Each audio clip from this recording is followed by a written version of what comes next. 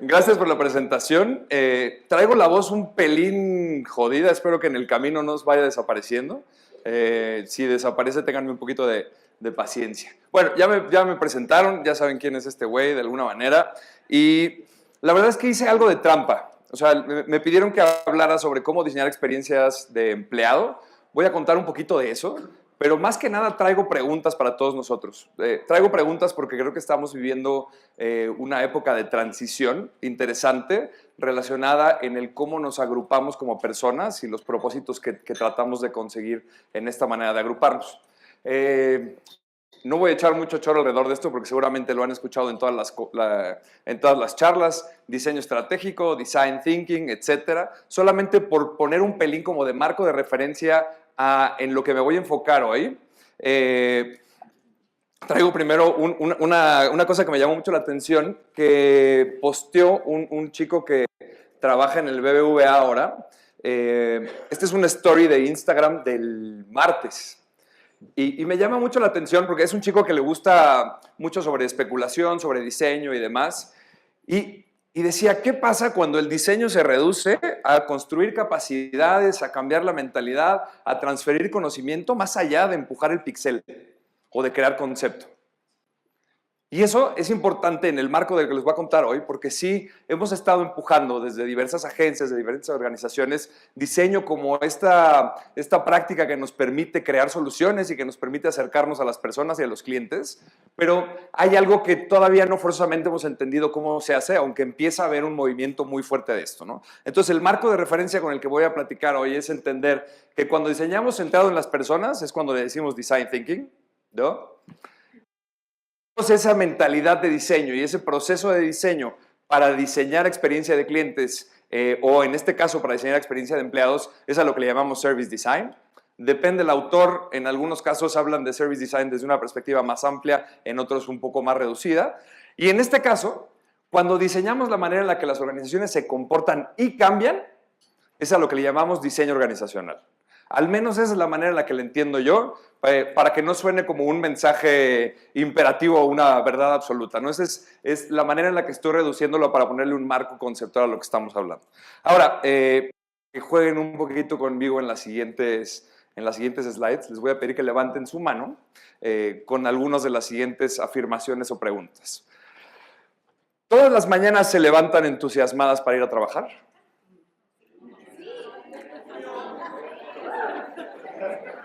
Pues como la mitad, ¿eh?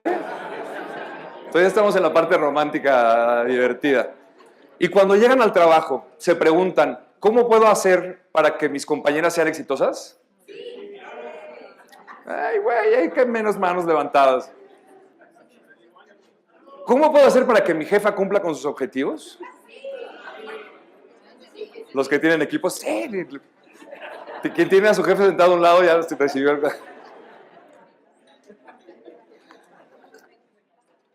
Y cuando llegan a trabajar piensan, ¿cómo ayudo a que la organización genere impacto? Esta pregunta es todavía más difícil de responder porque es probable que muchos de nosotros ni siquiera sepamos cuál es lo que realmente persigue la organización para la que colaboramos. O peor aún, no creemos que lo que está escrito sea lo que realmente perseguimos.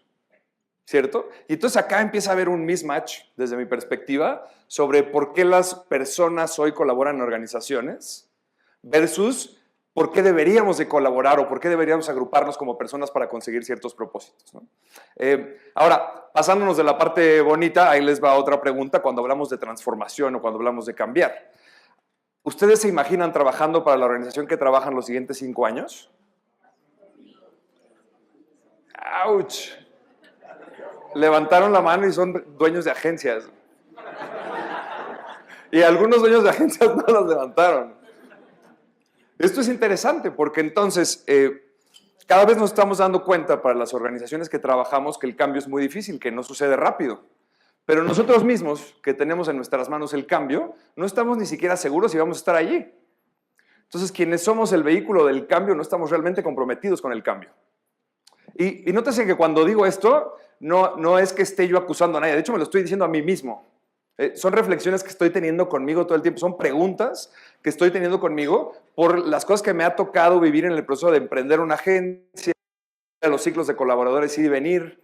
Y es importante que quienes estamos de alguna manera impulsando o colaborando con organizaciones nos hagamos preguntas relacionadas con esto en función de lo que estamos persiguiendo como cambio, ¿no? O sea, ¿cómo era el ciclo laboral de nuestros padres? Para muchos de nuestros padres, pues salieron de estudiar, se metieron a trabajar a un lugar, estuvieron ahí 30 años, les tuvieron el reloj de los 5, de los 10, de los 15, de los 25 años, tienen una colección de relojes con el logotipo. Se jubilaron y tan, ¿no? Ahora, ¿cómo está siendo el nuestro? A los que ya nos acercamos a los 40 o a los que están arriba de los 40, a lo mejor ya estuvieron en 2 o 3 empresas, algunos emprendieron, a algunos les fue bien, a otros mal y regresaron. Hemos tenido un poquito más de cambio, ¿no? Y cambio tan radical o esta lucha por el talento que hay afuera, resulta que los chicos, y particularmente algo que yo observo mucho, que son los diseñadores, están cambiando cada año o cada 2 años. ¿Y cuál es la razón por la cual cambian? Muchas veces porque se aburren, muchas veces porque no encuentran reto, muchas veces porque no encuentran a alguien de quien aprender, o porque no colaboran, o muchas veces también es importante ilustrar eso, porque hay muchas personas que decimos, no, yo no trabajo por dinero, ¿no?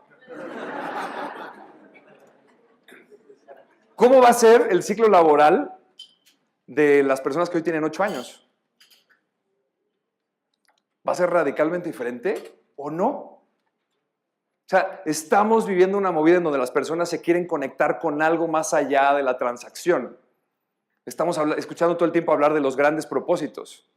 Pero estamos hablando de los grandes propósitos y nos estamos dando cuenta que esos grandes propósitos en su mayoría son bastante falsos. Creo que el ejemplo más cliché, más rudo que estoy escuchando ahora y que me gusta es el relacionado con Facebook, ¿no? O sea, propósito particular y luego por debajo suceden un montón de cosas que probablemente no están vinculadas con ello. Entonces, ¿cómo nos vamos a agrupar si se están decretando intenciones súper transformacionales, pero los vehículos de esas transformaciones no estamos vinculados con ellas, ¿no? Y entonces, no soy muy académico, la verdad, pero me metí a leer un poquito y me encontré con este libro de Yuval Noah, de Sapiens, que seguramente muchos de ustedes han leído, y me gusta mucho entender como esta paradoja, ¿no? O sea, siempre los Sapiens desde la revolución cognitiva, vivido en 2 mundos. Hemos vivido el mundo de las cosas que están enfrente de nosotros todo el tiempo, pero también vivimos en esas realidades imaginarias. Esas realidades se ven de muchas maneras, y esas realidades imaginarias han cambiado con el tiempo. Y entonces, pues me di a la tarea de entender qué significa organización, y es súper básico, es un grupo social formado por personas, tareas de administración, que interactúan en el marco de una estructura para cumplir con sus objetivos. Si no me equivoco, lo que hice fue traducir la del diccionario de Cambridge, porque las que estaban en español no me encantaban, ¿no? De alguna manera, si lo entendemos así, las organizaciones modernas han traído el progreso a la humanidad, y lo han hecho en muy poco tiempo. Grupos de personas de unos 150 años para acá. Antes nos agrupábamos en segmentos bastante más pequeños. Primero nos agrupábamos por familias, luego tribus, y la manera en la que nos hemos ido agrupando normalmente gira alrededor de estas esferas de ficción o estas realidades. Yo creo que las organizaciones son el vehículo de la colaboración humana, pero por alguna razón esta colaboración no forzosamente está funcionando ya. La manera en la que nos estamos organizando se está rompiendo. Las personas que trabajan en las organizaciones están desilusionadas. Un dato muy business oriented de la consultora Gallup dice que miden una cosa que se llama engagement, dice que solamente el 15% de las empresas están enganchadas con su trabajo. Luego estuve buscando más y me encontré con otra consultora gringa que se llama Thomas Watson que decía que es el 35%. Da igual, 15, 30. Hay gente la que está enganchada en función de lo que una organización quiere cumplir. Entonces me llegaban ideas a la cabeza como, ¿será que los países en la manera en la que hoy funcionan son los que tienen la capacidad de cambiar al mundo?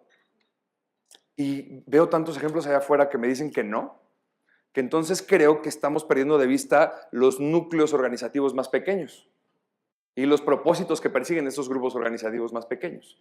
Y además seguimos haciendo las cosas de la misma manera todo el tiempo. Y di con el libro de un señor que se llama Frederick Laloux, que se llama Reinventing Organizations, que les recomiendo mucho. Como buen libro de negocios agringado, te cuentan todo el libro en las primeras 50 páginas y luego ya puedes profundizar si quieres meterte al detalle. Pero este señor lo que hace es de alguna manera postular cómo hemos incrementado nuestros niveles de conciencia en función de cómo hemos modificado la manera en la que nos agrupamos y las razones del por qué. Y creo que es importante como marco entender esto en función de qué viene después. Y por eso pongo este interrogante acá, ¿no? Para no contarlos todos a detalle, me parece interesante empezar desde lo que el autor llama las empresas rojas, las organizaciones rojas o impulsivas, que tienen autoridad de mando, en donde normalmente el liderazgo son ejercicios de poder y que se agrupan por miedo, ¿no? La metáfora que utiliza el autor es como una manada de lobos.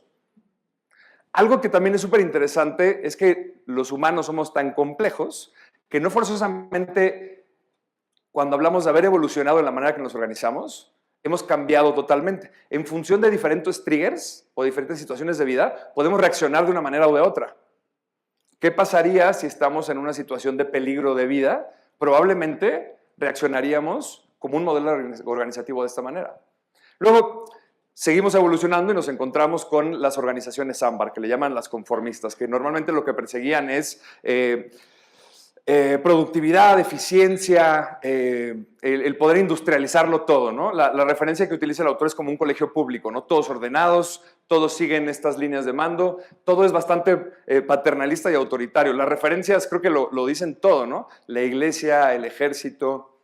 De estas empresas, al menos con las que nosotros en la agencia nos toca colaborar, encontramos todavía muchas. En algunos casos las empresas familiares siguen teniendo esta manera de estructurarse. Es mucho control, todo se filtra a través de una persona, no se toman decisiones sin que salga de allí. ¿Y cuántos de nosotros a veces no hacemos lo mismo en la situación en la que estamos hoy? O sea, esta búsqueda realmente fue un proceso de yo preguntarme a mí qué estoy haciendo y por qué lo estoy haciendo. Y luego viene el famosísimo mundo del emprendimiento. Crecer, crecer, crecer, crecer, crecer, crecer, crecer, crecer. Este es en donde prácticamente están todas las organizaciones hoy. Están enfocadas en crecer, en ganar, en ese gran speaker, en esa gran personalidad que representa la organización, en objetivos. Y estamos justamente viviendo una situación en el mundo en donde no forzosamente ya hay hacia dónde crecer, o tenemos que romper la manera en la que entendemos lo que crecimiento significa. Pongo ahí de metáfora a Amazon, ¿no? O sea, creo que Amazon en pocos años va a estar literal en todo lo que hacemos, aunque creo que ya medio está.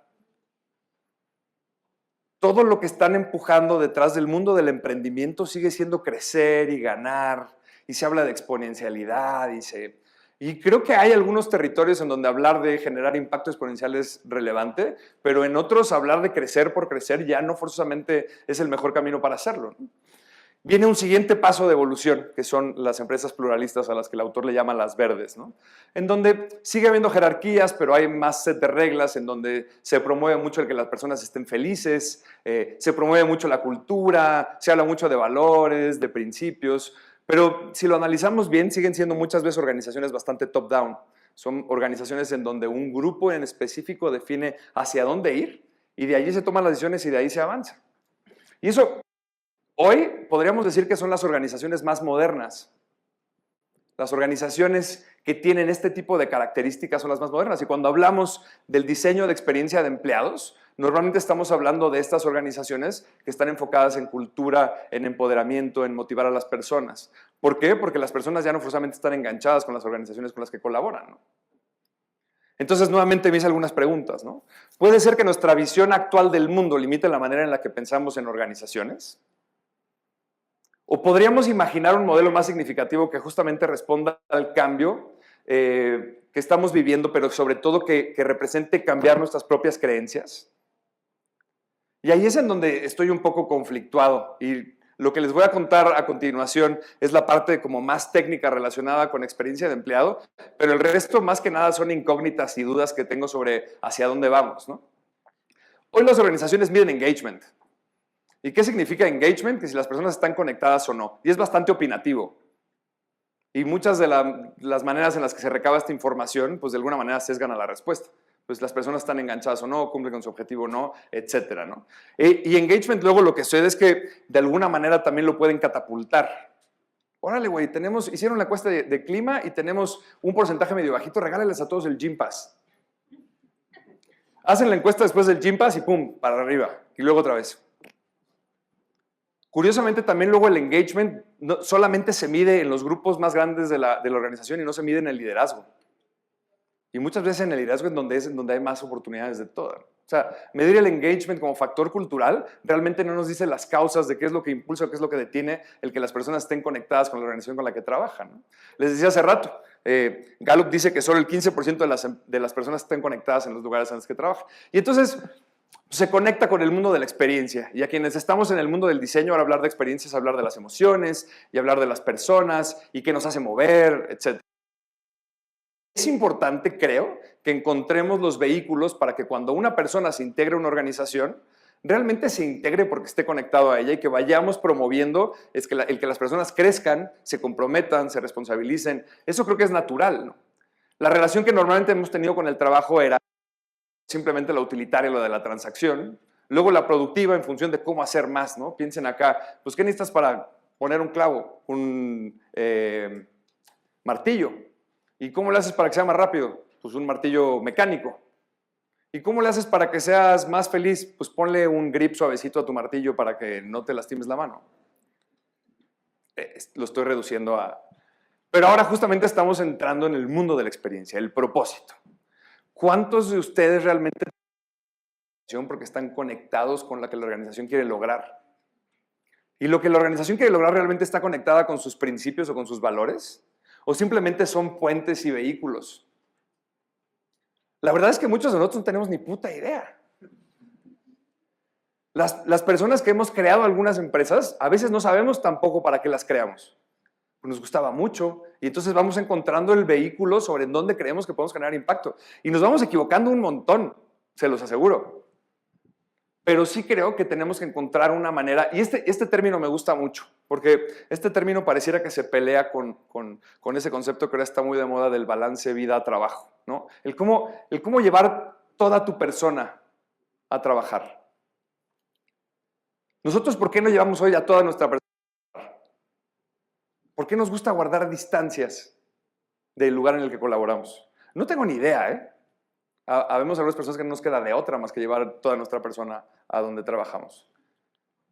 ¿Cómo podríamos realmente crear una organización en donde las personas quieran venir, en donde se sientan realmente identificadas y comprometidas con el sitio al que se están incorporando, ¿no? Y la experiencia de empleados, además, no es algo que se construye desde la mesa de trabajo, desde los directivos. Es algo que creo que se tiene que construir con las personas y que además tiene que ser iterativo, constante. Y habrá cosas que funcionarán, habrá cosas que no. Y sobre todo, hay muchas de estas cosas que tienen que evolucionar.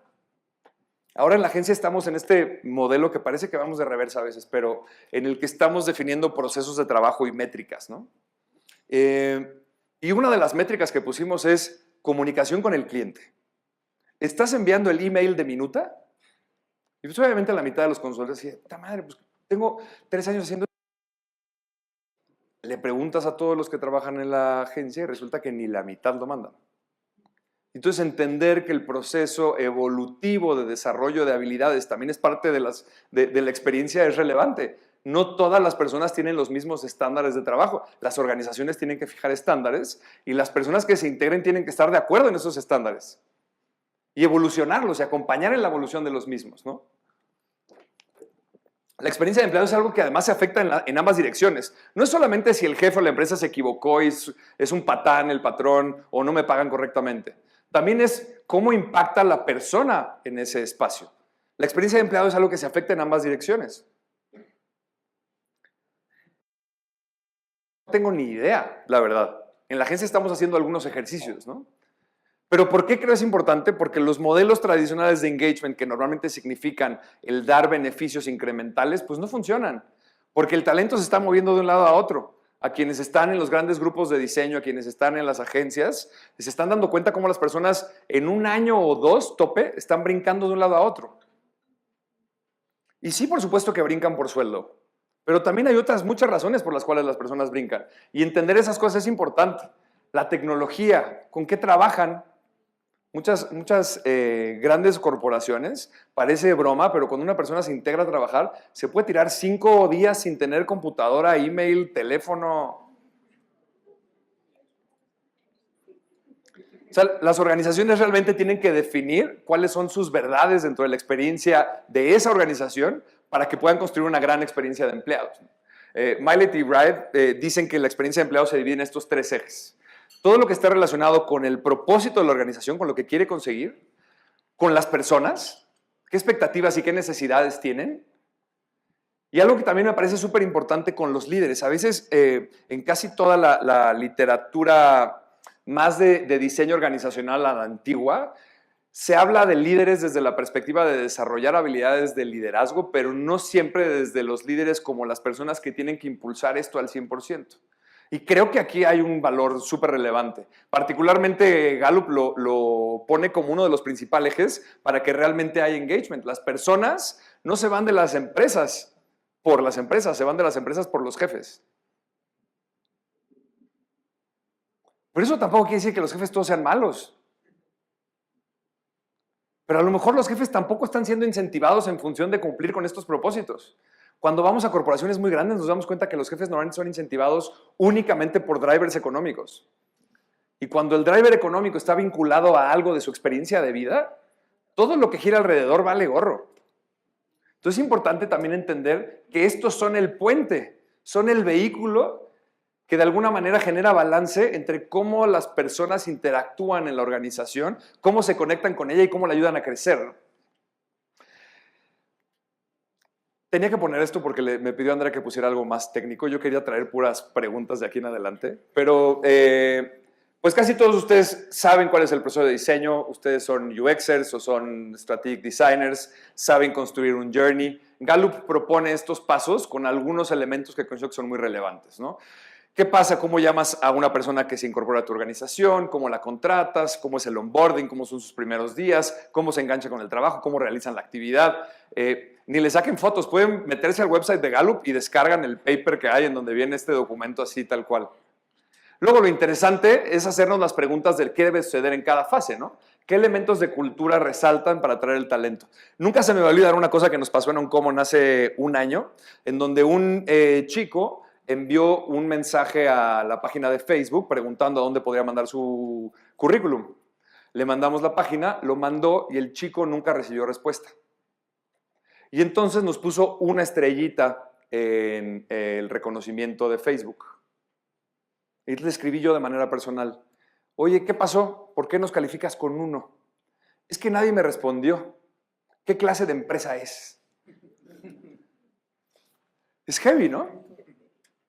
O sea, nuestra calificación de 4.9 en estrellitas a ese 1 había bajado como a 4.6. Y ya me ardí un poco, la verdad. Y es una cosa tan sencilla como el no haberle dicho: oye, gracias por tu información, estamos en el proceso, te contactamos.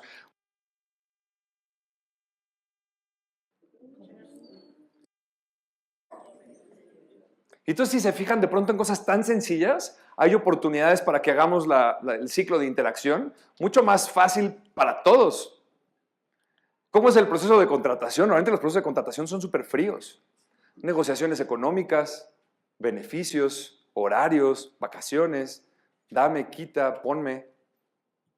¿Cómo son los primeros días? A mí nunca se me va a olvidar mi primer día de trabajo cuando llegué a... Yo trabajé en una aseguradora española muy grande que se llama Mafre. ¿Se acuerdan cuando llega Stuart Little a París así? Una empresa gigante. ¿Nadie recibió? ¿Nadie?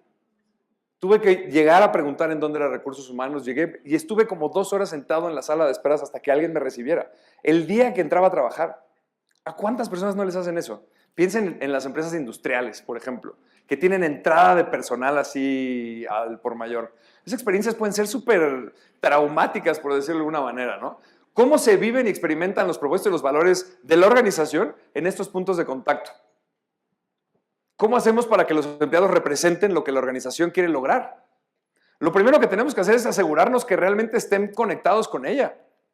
Muchas veces ni siquiera hacemos el esfuerzo de contarles qué es lo que perseguimos en la organización a la cual lo estamos invitando.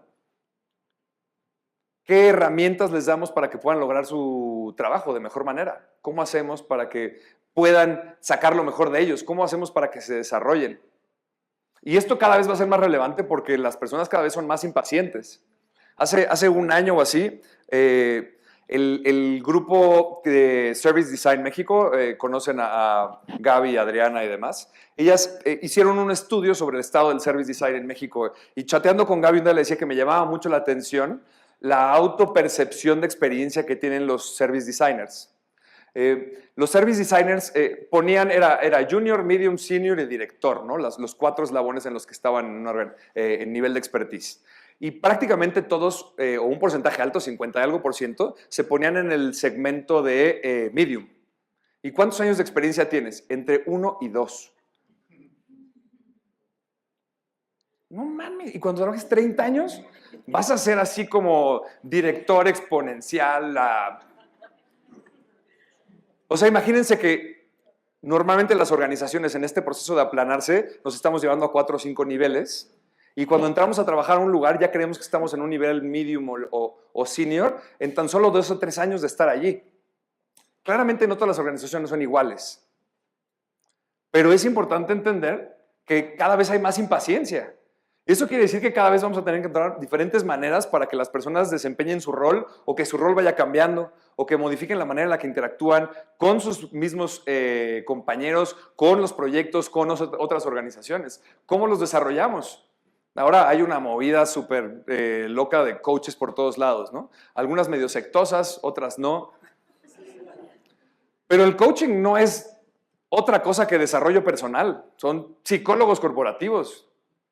Y todos deberíamos enfocarnos de alguna manera en desarrollo personal. Y ya cuando les empiece a contar sobre este último segmento de las organizaciones evolutivas, se van a dar cuenta que casi todo tiene que ver con la autopercepción de uno en función de cuál es su virtud y qué es lo que debe de hacer. ¿Y cómo los invitamos a que se vayan? ¿O cómo nos despedimos de ellos cuando se van? Normalmente también son procesos o tristes, o dolorosos, o penosos, ¿cierto? Y no es fácil el que una persona se vaya de la organización, porque se va a la competencia, o porque no cumplió con sus objetivos, o por alguna razón que pueda estar ya en otro tema como tal vez moral o ético, ¿no? Pero también hay experiencias acá y todo esto habla de la organización, de su propósito, de sus valores y de los líderes, sobre todo. Entonces, proceso técnico atrás. Estamos, creo, viviendo una transición entre lo que queremos y lo que estamos dispuestos a hacer. Y esto, para mí, se ha convertido básicamente en un harakiri, ¿no? O sea, yo digo que quiero que Uncommon sea un lugar que desarrolle diseñadores que generen un impacto positivo en la sociedad. Sí, güey. ¿Cómo? O sea, los 4 años y medio que llevo gestionando la agencia, he cometido una cantidad de errores por a veces reaccionar como si fuera empresa roja, a veces como si fuera empresa ámbar, ¿saben? Y el proceso de autopercibir lo que estás haciendo, autodiagnosticarte y luego entender cómo puedes llevar tu máximo ser a las interacciones que tienes con las personas es lo que yo creo que construye empresas, ¿no? ¿Cómo serán las nuevas organizaciones? El autor habla de estas empresas TIL o JADE, que van a ser autoadministradas, responsivas. Ahora hay todo un movimiento sobre las organizaciones responsivas, que en lugar de enfocarse únicamente en ganancias, se enfocan en un propósito, ¿no? Que no hay jefes. Una de las cosas que me ha llamado más la atención, tanto de la empresa en la que colaboro hoy como en las empresas en las que colaboraba antes, es que cuando uno piensa en su desarrollo profesional, solamente piensa en ser jefe de alguien, en tener mayor poder. Y pensar que desarrollarte exitosamente como profesional no forzosamente significa tener mayor poder o ejercer influencia sobre otros, es muy difícil de tragar. Creo que las personas o muchos de nosotros ni siquiera estamos listos. El autor además plantea que justamente las personas que están en un proceso de ser evolutivos o ser TIL, normalmente lo que hacen es volverse freelancers, porque no encuentran un espacio en el cual desenvolverse. Pero yo tampoco creo que la solución sea volverse freelancer, porque entonces no estamos construyendo organizaciones. Y mi hipótesis es que las organizaciones son las que tienen el potencial de cambiar el mundo. Hay algunos ejemplos. Se hablaba mucho de holocracia hace algunos años. Ahora hay quienes son súper fans y ahora que son súper detractores. Holocracia al final era un montón de reglas para poder balancear la libertad y la responsabilidad. Utiliza una paradoja que me gusta mucho el autor, que dice que estamos acostumbrados a ver las cosas como blanco o negro. Estamos acostumbrados a pensar inhalación y exhalación como opuestos y no a pensar en respiración como un sistema completo. Estamos acostumbrados a pensar en libertad como poder hacer lo que yo quiera y no en responsabilidad en función de que para que yo pueda hacer lo que yo quiera tengo que. Y estamos justo viviendo una transición, no porque seamos malos, sino porque no tenemos los valores, no tenemos aún los paradigmas o las creencias en función de cómo construir esto. Y yo creo que lo primero que tiene que suceder para que cambien las organizaciones es que tenemos que cambiar las personas. ¿Cómo? Ni puta idea. O sea, yo no creo que haya recetas. Me llamó mucho la atención,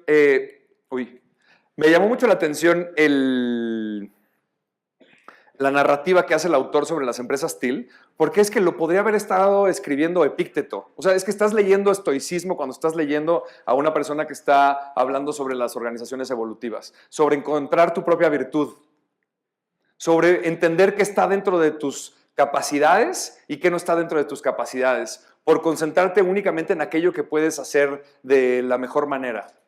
Y eso lo decía hace añísimos los estoicos. Estamos de alguna manera como hasta recuperando filosofía clásica en la manera en la que nos vamos a empezar a agrupar como organizaciones. Yo no estoy seguro si van a ser organizaciones TIL o no. De lo que sí estoy seguro es que estamos en una crisis entre lo que queremos hacer y lo que estamos dispuestos a hacer. Entonces luego venía esta pregunta que se me pasó hace ratito, ¿no? Si la organización en la que colaboran tuviera una crisis económica, ¿estarían dispuestos a una reducción de salario? Yo sé que es una pregunta hardcore, ¿no? Probablemente no. Esto hace el entendimiento de la dispersión, de la autorregulación difícil, porque esto está totalmente vinculado a nuestros paradigmas humanos, a la manera en la que vemos nuestro desarrollo. ¿Qué tal ceder un porcentaje de su salario y de su tiempo para perseguir proyectos sociales? Pues eso chance, ¿no? Está más suavecito.